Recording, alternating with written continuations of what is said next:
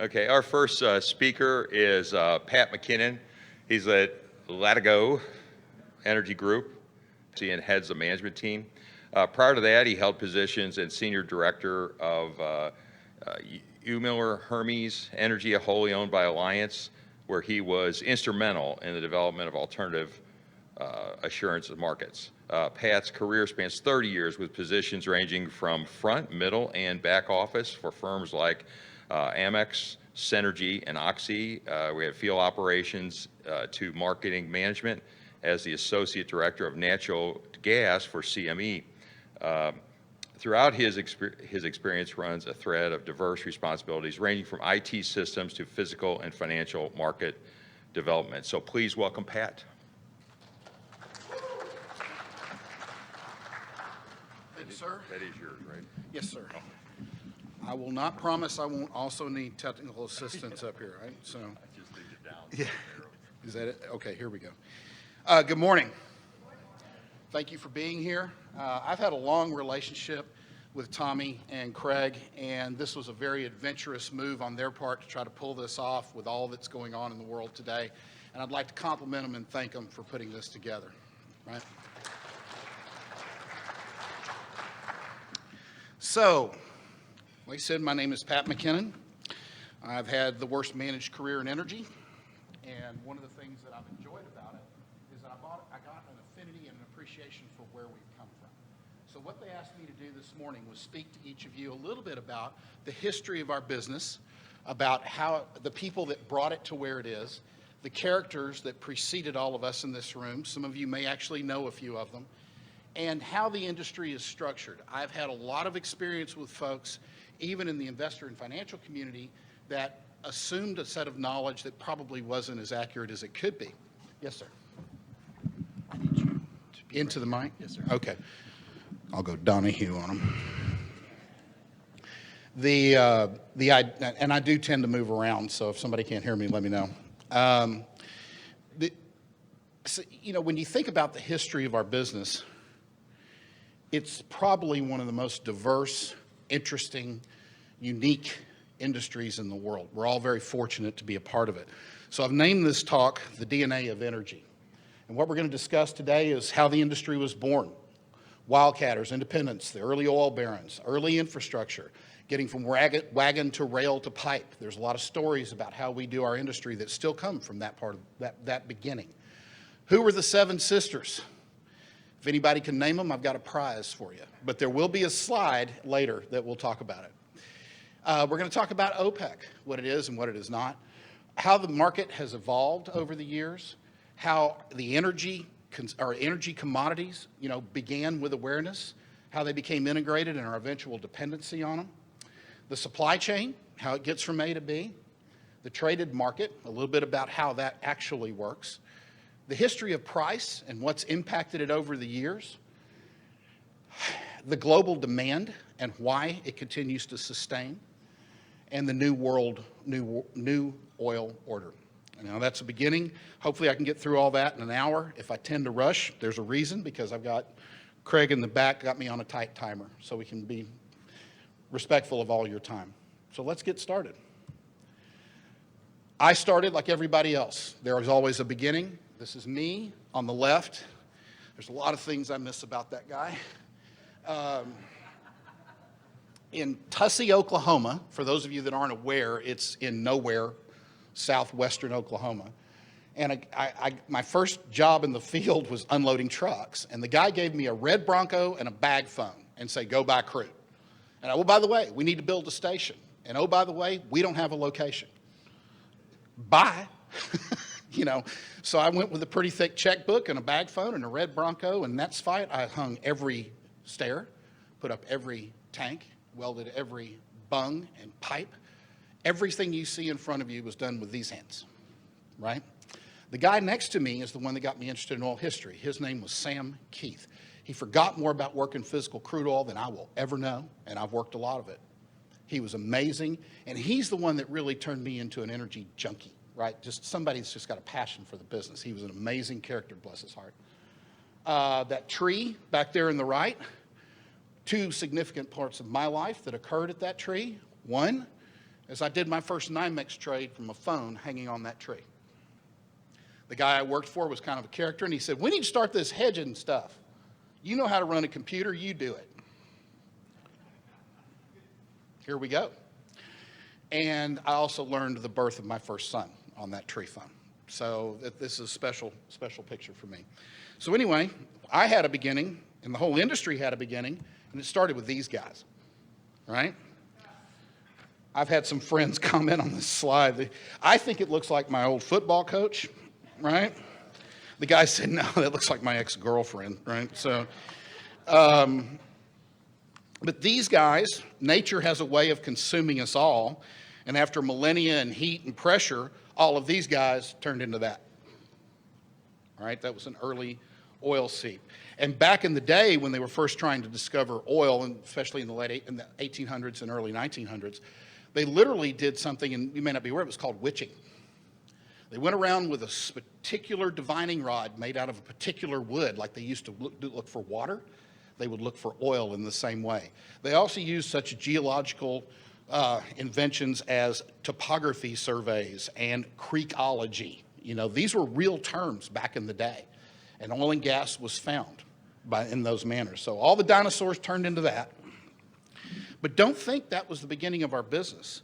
Our business actually began, in reality, about the time of Christ. This is a recreation in China. Back in the day, in those early years, this was a drilling rig. That is what they are doing. They took bamboo, they fashioned, if you ever look them up, pretty sophisticated bits on the end of it, and they literally pounded it in the ground, turned it half a turn, pulled it up, pounded it in the ground, turned half a turn. Because that magic gas coming out of the ground had a use even way back then. In fact, the technology became even more sophisticated during that period, and this is an old production site. This is a recreation from a Chinese museum, a drawing, but you can see they're pretty sophisticated. You have the drawworks being run by oxen, you had the derrick, you had the facilities to load and unload pipe, the racks. All of that existed 4 BC. Now, why were they doing this? What was the fundamental reason? And it actually became the reason that oil and gas was ever found anywhere. There's a common thread in history as to why we searched for oil and gas. Now, they would take the gas from these facilities and they put it in bamboo pipes put together and wax sealed, and they would plumb it to a brine pond, okay? And they would use that gas by lighting that brine pond on fire, all in the hopes of acquiring this: salt. That's the reason energy was originally used.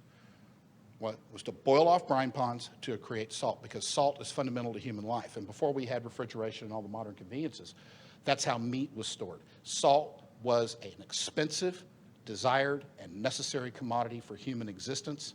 And throughout history, if you read, even the Romans and other characters, other groups throughout history have all had a passion and a development and an infrastructure to acquire and maintain salt production. It's been fundamental to our world since the beginning. Of course, we all know it like the guy on the left there, but in the United States, people started searching for salt and kept coming up with crude oil and natural gas. And the first oil well documented in the U.S. was in 1814 in Ohio. People think the shale revolution is a revolution. The first shale well was drilled in New York in 1821. Now, drill is probably not the right word. They actually went out with a shovel and dug. They would find an oil seep, right? And then we go dig around it until they could actually get enough to do something with.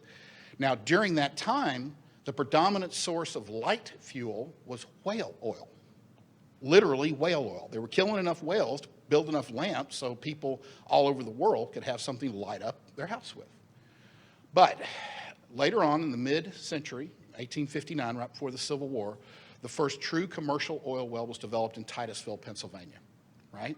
That's the actual building that well was, and that's a drawing of how it was set up on the inside. Now, that looks pretty familiar to what we've dealt with. It's not like the technology zoomed out to where it's something different. You still got a lifting unit. You still got a derrick. You still got drawworks. Now, here's the thing. The guy that drilled that well, everybody thought he was nuts. He was out trying to raise investment capital. You've all heard a pitch, right? And he's pitching, I'm going to drill. I'm going to use a pipe, put a bit on the end of it, and I'm going to drill. He couldn't get a dime. He begged, borrowed, and stole enough money to drill that first well, okay? And the rest is history. People never dug for oil again because they learned that drilling was a much more efficient way to go. In fact, there was no infrastructure around that well, and they had to haul it out in bathtubs. Literally, they were storing the oil in bathtubs and then taking it out. Of course, that revolution led to other revolutions, and eventually we had things like this beautiful picture on the left, which I still admire. That is Spindletop. It was all put together by guys that look like that in the middle. There's a reason they call them roughnecks, right? And whole towns in Texas look like that one down there on the right side. That's actually Beaumont. That was downtown Beaumont. I grew up in East Texas. Kilgore looked the same way, right? I actually got from Kilgore, I've got a footing from one of those old derricks, those wooden derricks. I was down there scavenging, and a buddy of mine had a warehouse there. What's this? He said, well, that's a footing off one of those old derricks that used to be here. Picked it up, put it in my car, got it at the house. It's, concrete block about that big. But I love this stuff, and I can only imagine what went on around that little piece of concrete back in the day. Now, we didn't have things like sophisticated well spacing or anything else. They poked a hole, built another derrick, poked another hole. They were dragging it out as fast as they could, and a lot of fortunes were built in those days. Early in the history of the development of the oil industry in the United States, there was this place in Oklahoma that people now know very well. It's called Cushing, right? There's a lot of history in Cushing. That company that I was working for in that first picture was based in Cushing, and I had the unique opportunities, probably the right way to put it, to live there for a while, right? Cushing, Oklahoma has a tremendous history. It was actually originally brought to bear where it was of public knowledge by a very famous oil man called Dry Hole Tom Slick, all right? There's a reason they called him Dry Hole. He, again, begged, borrowed, stole grandmothers, uncles, whoever to get money. Guy drilled like 45 dry holes in a row, right? He just couldn't get out of his own way, right? And then one day in Cushing, Oklahoma, and the story goes he was down to his last few money. And back then a well cost about $5,000 to drill. But think about that in the early 1900s. That was a lot of money, right? So there was some production in Oklahoma, but he kept pushing this Cushing oil field. He believed in it. He thought it would come. He finally hits what was a gusher in those days of about 400 barrels a day. Now, Tom was an inventive character, all right? He cut every phone line. He had a team of guys leasing land within hours of hitting that well, all right? He called up and had police around the well where you couldn't get in the thing. Of course, he's greasing them on the side, right, to get them all out there. He literally tried to sequester most of Cushing so nobody would find out, so the lease hounds wouldn't get out there and get in front of him. He was successful. And eventually, Dry Hole Tom Slick, in 1929, was worth $500 million. In 1929. A whole lot of Tulsa, Oklahoma, was financed by Dry Hole Tom Slick. You've heard of some other notable individuals in the business, and when I was living there, I had the tremendous opportunity to visit a lot of historical sites. And one of the things that you do, what they used to do back then, is when they built a road, they would literally pour concrete slabs and just set them down on the ground, right? No prep, they just set them on the ground, right? That was it. So you can go out to well sites out there, and you're going down these plates that are still there. And one day I was going down one, and I found this, okay? The Nancy Taylor #1, one of the most famous wells in the world. It was J. Paul Getty's first well. All right? J. Paul Getty, that's a character we all know the name about. He got rich as an early young man in the energy business in Oklahoma, quit, moved to California, got bored, came back in the business, right? And we all know the rest of the story. You know, Getty Oil Company became one of the most powerful corporations in the world and one of the biggest philanthropists in the world. So it's a unique story. And one of the things I've always loved about our business is how we have unique people, and we look at things in a unique way, and we call them unique things.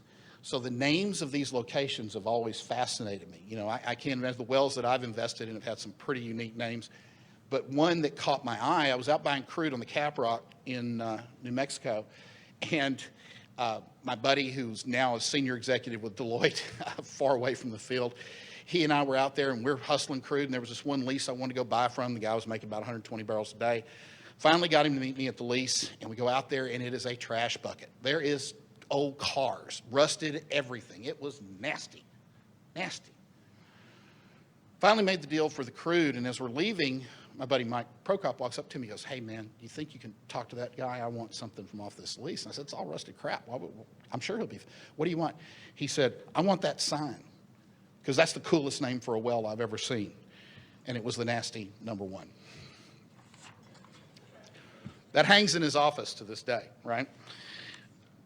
So in the beginning, when we were trying to get things done, of course, Pennsylvania was one of the original oil fields that was ever created. But in the beginning, it was a really sloppy business. If you think it's nasty today, it was really bad then, because they would go to these wells, they would literally load up wooden barrels with crude oil, right? And you always had them chased with a kerosene truck. There's a couple of reasons for that. So they'd go to the well sites, they'd load up these barrels, and on the way in, it's a buckboard on rough roads. Oil was splashing out everywhere. They were just covering the road with oil. That's how they built oil roads. They eventually covered themselves because of all the oil that was out. Now you say, well, why is this significant? Because one of the most fundamental measurements in our industry today came because of this. Because the refineries in Pennsylvania got sick of taking a stick, dipping it in each barrel, and figuring out how much oil was in there. So eventually, what they did was they took a line. Here's your wooden barrel. If it's this high or more, it's 42 gallons no matter how much is in there. And that's how we got the 42-gallon measurement for crude oil. It still stands to this day because they were too lazy to measure every single barrel.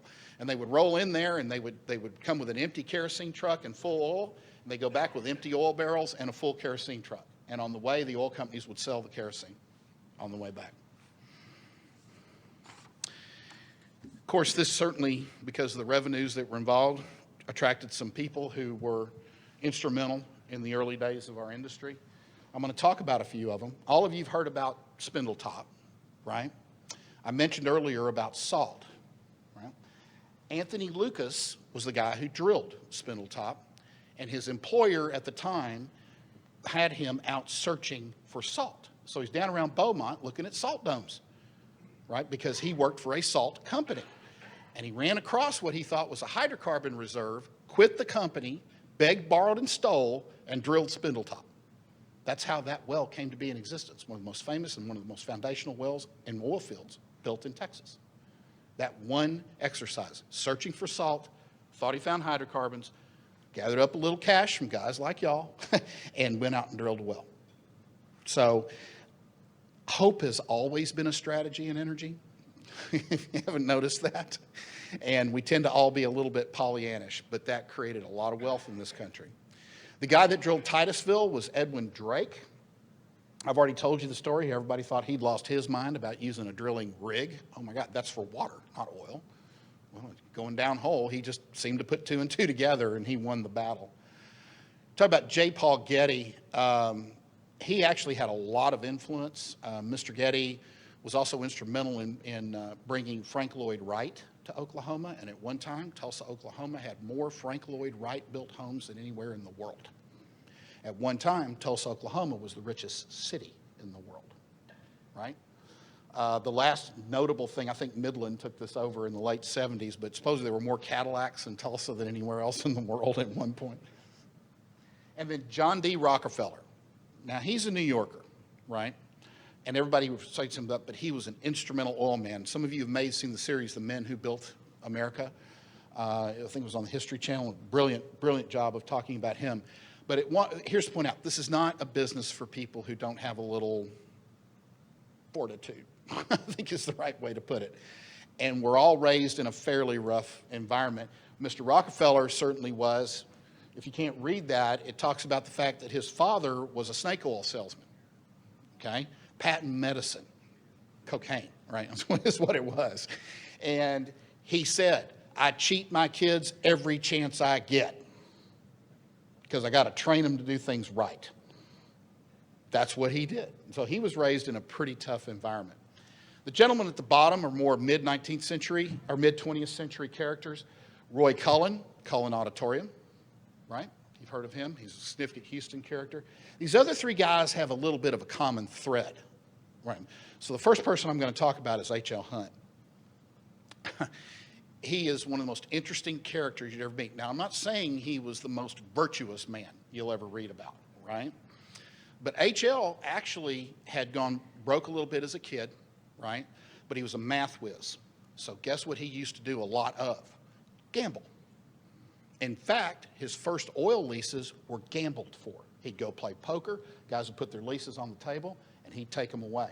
He drilled his first successful wells in El Dorado, Arkansas. Some may be familiar with that area. There's kind of a, pretty significant little refinery there. But that Arkansas area was where he first began, and then he moved into East Texas, and he's constantly gambling to pay for new wells. Constantly gambling. The guy was brilliant at all forms of it, actually. And he, it was a fairly seedy group of characters. But when you got a guy that gambled his way into becoming one of the wealthiest men in the world eventually, HL, even J. Paul Getty said, for true wealth, look at H.L. Hunt. It was amazing. I got a little story about that here in a minute that will really bring that home. These other two guys, Sid Richardson and Clint Murchison, were from Tyler and Athens, okay? And they kind of started at the same time. All these characters knew each other. They were swapping leases between each other, all drilling together. And those two built one of the first oil company buildings in Tyler, right? And of course, again, my family's from East Texas, so I'm pretty familiar with the families of these gentlemen. And they all became fabulously wealthy, and they're some of the most influential people in the original East Texas oil fields. There's another little part to all these people were politically active at the time. Now, I won't get into anybody's political persuasions or what you may have heard or what you may believe. We certainly are aware that there are various conspiracy theories around when JFK was assassinated. One of those theories was that the night before, there was a little meeting held. And that meeting was Clint Murchison, Sid Richardson, H.L. Hunt, Richard Nixon, Lyndon Baines Johnson. And they were all in a house in Dallas. Mr. Johnson, another guy of probably questionable virtue, had a lady that was his. And her name was Madeline Brown. And they all had this dinner, and it was called the dinner deal. That's actually how it was monikered. And the next day, when all of those events, sad events occurred, they interviewed Madeline because she went to the press. And here's what she said. She said, in that meeting, they were all sitting at the table, and they said, after tomorrow, we'll never have to worry about the Kennedys embarrassing us again. That's a promise. Now, whether you believe that or not, and it was eventually debunked, supposedly, could there be a colonel? Who knows? But these men controlled that kind of power. The Hunts eventually went on to control metals markets and other commodity markets. It is amazing how much that extreme wealth was able to influence other industries in the United States and literally developed a great deal of our banking and energy infrastructure all under their guise. The Hunt Oil Company still exists to this day and does fabulously well.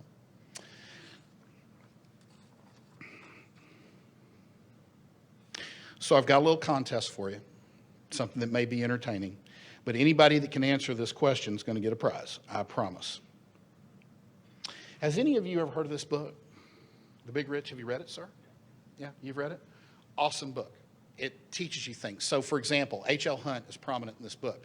A lot of people don't realize he was not only prolific in business and energy, he was very prolific in other parts of his life. The man had 15 children by 3 wives, okay?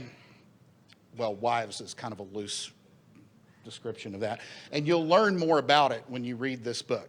So I wanted to make sure that everybody here had a chance to get a look at this, so I have one to give away. So I have a quick question for you. Which team was the first champion of the American Football League? The American Football League before the NFL. Does anybody know? Houston. There you go. Nice work, man. Who owns the Houston Oilers? Or now the Tennessee Titans? Bud Adams.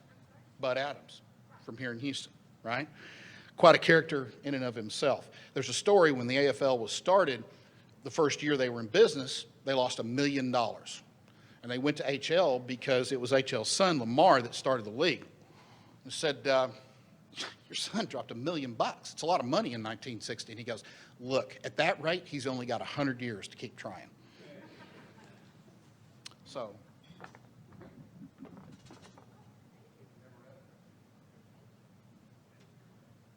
So,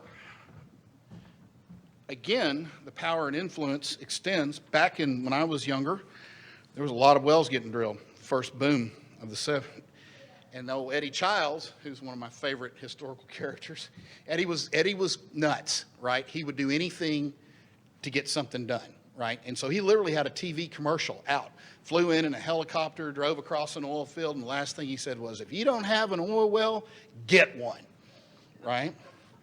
Just like it was buying a car. So, media influence was even prominent back then, and Eddie was a pioneer of that. But we've seen a lot of media influence in the movie industry. Movies like The Giant, Hellfighters, which was shot in Humble, Texas on Black Cat Ridge, There Will Be Blood, Syriana, and an infinite number of others that have been built around the industry. But it's also created a global perception. If you're in this industry and you travel the world, people literally think that you look like that. Right? I never met that guy, right? But I've seen some characters that are like him, Texas accents, wearing nice boots. Okay, never mind. It really is a stereotype. And especially when I was with the CME, I'd be in like Sweden or somewhere, and people would ask me, do you have an oil well in your yard? No. Did you ride a horse to school? Well, yeah, I did actually. So there was, that's a global perception of people in the oil and gas business, and we all know that that's not necessarily true in all cases. It's really more men like this, right? Guys I admire, guys that have set milestones. Harold Hamm, most expensive divorce ever. Aubrey McKinnon, may he rest in peace. Clayton Williams, T. Boone Pickens, who taught everybody that the NYMEX really wasn't that big of a crook shop. Jeff Hildebrand, currently in business today, one of the most influential men in the midstream business. Trevor Reese Jones. These guys were the next generation. People and people like them brought this industry to the forefront that it is today. Now, none of these guys worked for big, huge oil companies like the Big Four, right? They were independents. They did it their way. They had a niche. They had a vision. They had a scheme. They knew what they were doing, and they were aggressive about it, and they were willing to put whatever was necessary on the line to get where they're going to go. And if you study what these guys did actually in detail, it is truly fascinating. Clayton, I always called him Clady, and he had a communications company at one time called it Claydesta. And Claydesta was actually, that was his wife, right? So he did some pretty unique stuff. He really did. T. Boone Pickens to this day is the only reason Oklahoma State University has a university. Sorry, just an opinion. There's a lot of things here. And if you go read about these men, it's inspiring. It also teaches you that you don't have to follow the follower, right? You can actually be unique. You can take a chance. You can do things as long as it's well trapped. So I promised you to talk about the Seven Sisters, and that's a reference from Greek mythology. But originally, it was called the Consortium for Iran. It was to develop the Iranian oil fields. So you had BP, which originally began as the Anglo-Persian Oil Company. I finally found a picture of one of their tanks, and that's an interesting history of itself, is how BP acquired those at the muzzle of a gun. Did I say that? And anyway, they were, but pretty interesting how that all developed. So BP, Gulf Oil Company, Shell Oil Company, three versions of Mr. Rockefeller's outfit, and Texaco were the Seven Sisters. And they were the ones that originally developed those Middle East oil fields into a commercial level that we grow and that we know and enjoy today.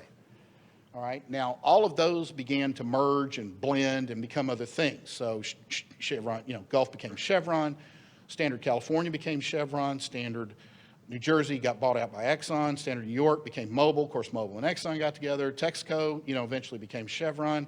And now we have these guys, the super majors, Shell, BP, Exxon, and Chevron. What you might know is they really don't develop most of the oil and gas in this world. It's done by other people. We'll talk about that here in a minute. They actually manage most of it, but they do not develop it. And it's pretty interesting to see how their prowess in the industry has evolved the industry. Today, things are changing. And, of course, with the advent of renewables and other inputs for energy resources, they're all having to learn to morph and change. And they're starting to do some pretty avant-garde things out there. It's really interesting. There's a little tidbit I'll give you in a minute that references that. Of course, then we have our friends at OPEC. And whether you like them or hate them or love them, I'm going to promise you, this is the world perception of OPEC. Okay? That's when something pops into their mind. It's like, oh, those guys got to look like that. When in truth, this is what OPEC looks like. Looks like a board of directors. They have a big body of commodity and they try to control it in their own interest. Now, I'm not defending them because I'm on this side of the fence, obviously. But nonetheless, between the super majors and OPEC, our industry has been dominated by both of those entities since the 70s, right? And it's really interesting to see how the independents and the people ancillary to the industry and the service to the industry have all been able to adapt to that dominance of those two organizations, literally controlling their financial futures. Literally controlling it. So here's another question for you. Just wanted to keep this interesting. Make sure you walk out with more than you came in with. Oh, here we go. Found it. I think I found it. There it is. One thing I want to point out, that in global energy, once you reach outside the United States, I can promise you it's just as much a minefield full of cowboys as it is here. Whether you're in Azerbaijan, or you're in Europe, or you're in North Africa, or you're in the North Sea, or you're in Russia, it is still a lot of cowboys. You would not believe how many Canadians there are in Russia with Texas accents, okay? It's amazing. So the world quest for oil also has an impact. Now, I'm not going to get into that too much today, but what I want to point out, this book does a very good job. Daniel was really well done when he wrote it. But this is not the fun, fair, positive energy business, right? This is a business for people that need to play and know how, right? And this book does a great job for it. So here's the question to win the book. Where is the dead cow oil field? It's a real place, I promise, right? Where is the dead cow oil field? Anybody know? Take a guess. Ma'am? No, it's out of the country. I'll give you that. I'll even give you one closer. It's in South America. No, sir. Keep trying. Keep trying. No, that's another kind of commodity that comes from Colombia. You're close. Not yet. You're almost getting there. Who said that? Winner. It's Argentina. Can I give you this after? No, you don't have to come up. I'll bring it to you, but give you a copy of that. Yeah, it's in Argentina. And it's actually stirred up a lot of dust in South America. If you're active in the production business and you're active in anything to do with oil down there, it's a lot of sourcing and going on. But the vaca muerta is what that's called. That's dead cow in Spanish. Okay, vaca muerta. So what drives our prices?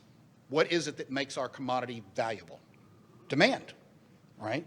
So you can look at this chart, and I know it's really kind of hard to read, but just say in the middle part of this century, you start getting that little ski slope there.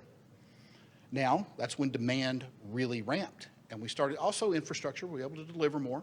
There was a reason that happened, and I happen to believe, maybe unique to me, but I happen to believe that the reason that demand went up was air conditioning. Why do I say air conditioning? Well, fundamentally, I believe we can all agree that people like to make people, right?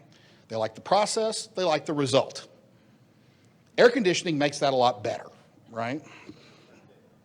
So consequently, population went up. People were better fed, more people were being born, we had more commodity to work with to create energy resources that made life more comfortable, all the way from foodstuffs and beyond. And that created a population growth that obviously created more demand.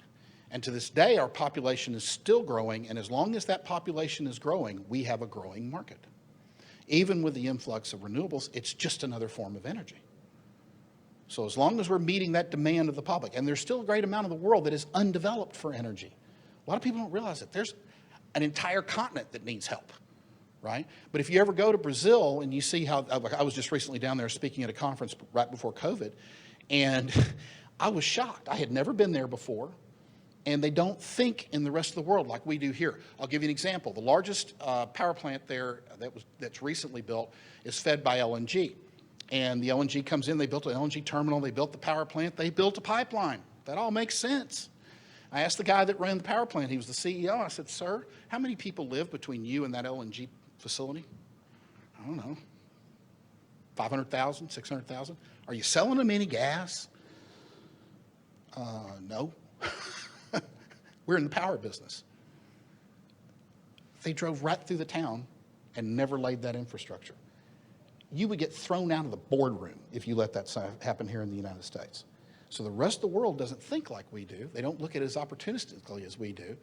And it's very much the reason that a lot of U.S. companies are being very successful in other parts of the world, because they do try to tweak out every single opportunity. Of course, once you know you can do something, there's likely that you will, right? People first came up with cars, they started driving them. The thing that made the car popular was not the car, it was the gas station. You realize that, because without gasoline, the thing didn't run. So when people started going out and building gas stations on spec, that's when the automobile business really grew up. And believe it or not, there was a little cabal going on that created all that, if you read about it. Of course, electricity, we all know the story there. Once people had light bulbs, they didn't want to get rid of them. And then my favorite again, air conditioning. So what does the supply chain look like? How do we get it from A to B? Well, it's produced in the field or offshore. Then we put it in a truck, a pipe, a boat, or a train. And then we take it from there to storage. Now, storage can be above ground or underground, and we've got a lot of underground here. If you're not familiar, the Salt Dome complex surrounding Houston is the largest in the world and actually contains the strategic supply for the United States. And it is, again, the reason that people originally came here. They found the salt domes, they leached out the salt domes, and then they figured, well, we can put the oil right back in the ground. Wouldn't that be a cool idea? Right? So that's what's going on there. So you got above ground, below ground. We talked about Cushing. Cushing is 90 million barrels of storage at $40 a barrel. Do the math. There's a lot of money sitting on the ground there every day in transaction, right? Then we take it to a refinery and we make stuff. And when we make stuff, if you look at a General Barrel, when people don't know it, you know, you learn this in high school, if you heat something up, it gets bigger. So a barrel of oil actually makes about 117% of itself. And you can produce 19 gallons of gasoline as a rule, about 12 gallons of diesel, and other products of about 9 to 12 gallons. Okay? That's how it breaks out. And of course, all of that is distributed through an infrastructure. And from wellhead to burner tip, or wellhead to end use, honestly, it's a pretty thing to be proud of. We are probably one of the most efficient industries in the world. A lot of people study a lot of things we do. But of course, all of that has to go to do something. Now, I know this is hard to read this far away, but it sometimes will fascinate you what's made of crude oil. You can look on your own body, the buttons on your shirt, your zipper, the heels on your boots. All of this is all made, everything is made. When I look at toothpaste, really? You know, baking soda I get, crude oil, no, you know, right? So, but everything that can be made from petroleum products, it's a fascinating spread of where this commodity actually goes, from pharmaceuticals to rubber tires. It's really kind of, it's almost comical. I love the one up here, Dice. You know, that's because H.L. Hunt, right? But it's pretty interesting when you see how much impact it has. So when people talk about, oh, we're going to curtail the use of energy, really? Do you want buttons on your shirt? You know, everything is derived. We've absolutely maximized the barrel. How's it traded? Wellhead, traditional first purchasing is what you see there. Transportation through pipe and pools. It's traded in storage and bulk transactions. There is a world beyond Cushing. On ships, title transfer at sea. Some of you have heard the news about that this year. Earlier in the year, they were talking about all those boats full of crude oil floating all over the world. It's also now a money. 2008, crude oil became money. And it's real simple to track. I'm sure you guys all have analysts working for you. They can show you. Tell them to show you the dollar curve against the crude curve. And you'll see what I'm talking about. It's more than just a barrel. 42 gallons. NYMEX contract is 1,000 barrels. A metric ton. The reason I'm bringing that up is we're hearing more and more about the cross-commoditization and international influence hitting the United States with the ability to ship offshore now for crude oil. A lot of people don't know what a metric ton is, so that's why I put it up there. 358 gallons. Now, crude oil has had an interesting history. Up until the early 80s, the price of crude oil was controlled by the Texas Railroad Commission globally. Literally, the decision was made there. Now, they consulted all over the world, but that's how important the Railroad Commission was back in the day. And then all came us robber barons from the NYMEX, right? And that all changed. And you can see the volatility. Now, this is a little bit dated, but it's pretty dramatic. You can see how it's affected price.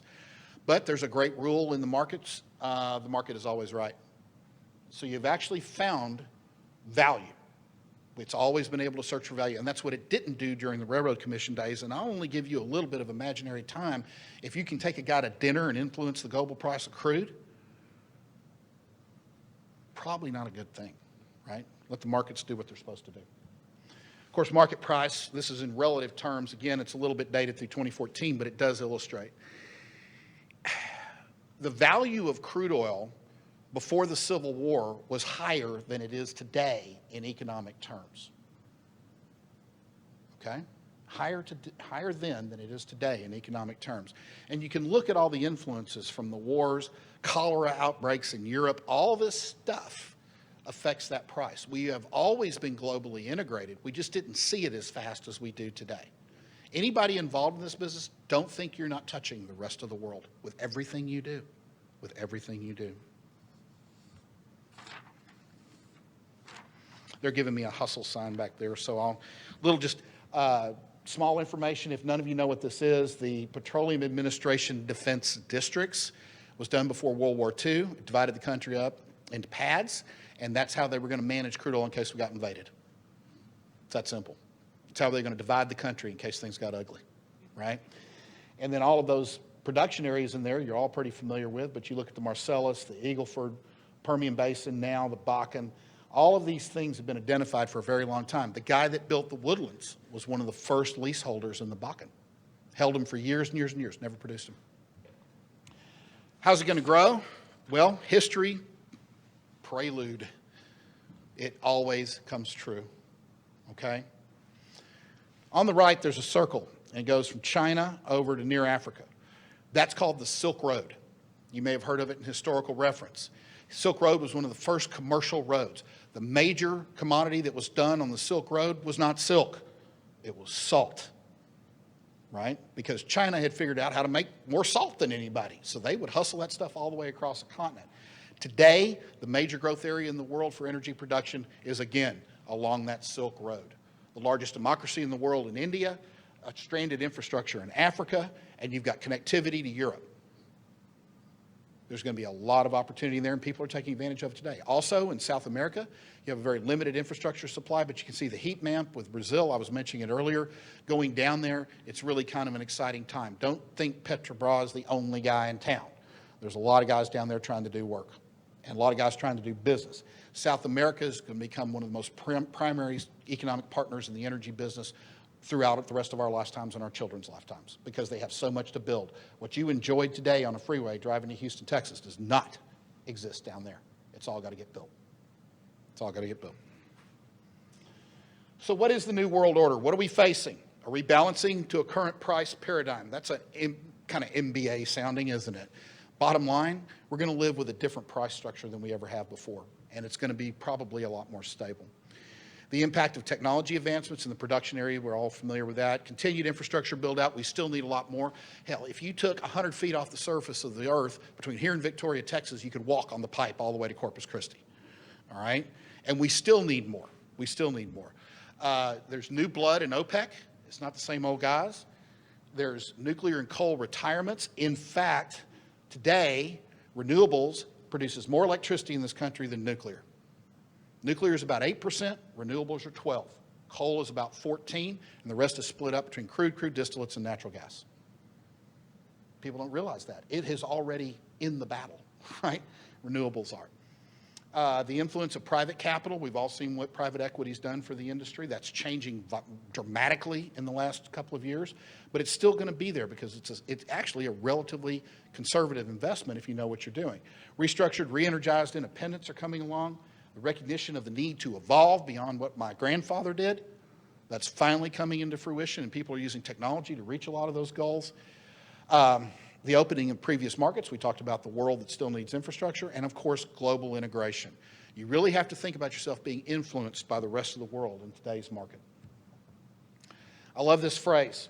This business runs on a lot of zeros, as you're all aware, right? Credit is fundamental to the business, and credit is money. Of course, I make a living today converting that credit into something fungible that can be used. You all are investors. You understand that your capital is creating the opportunity for leverageable position on the part of your counterparties. Credit is money, and our business absolutely considers that the lifeblood. I love this quote, and it leads to what's going to come up next. You know, opportunities missed because it's dressed in overalls and looks like work. How much of that is true, right? You got to be willing to do the work. And in this industry, work can be very, very well rewarded, as you're all quite aware. Thomas Edison was not the friendliest guy in the world. So I heard, you read about him, working for him was a little bit of a challenge. But I love this quote because it's absolutely true. If you're willing to do the work, you can get the reward.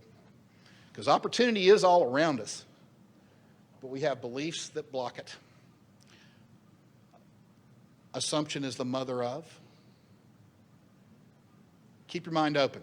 Let the world come to you. What's out there is beyond your horizon, but it's totally attainable. In our industry, the more you look at the edges, the more you can see your future. And it's all been proven true over the history of the business. I feel very fortunate to be a part of it. I'm very pleased to have had the opportunity to speak to you this morning. I hope you've enjoyed a little bit of entertainment to start your day, and I wish you well going forward.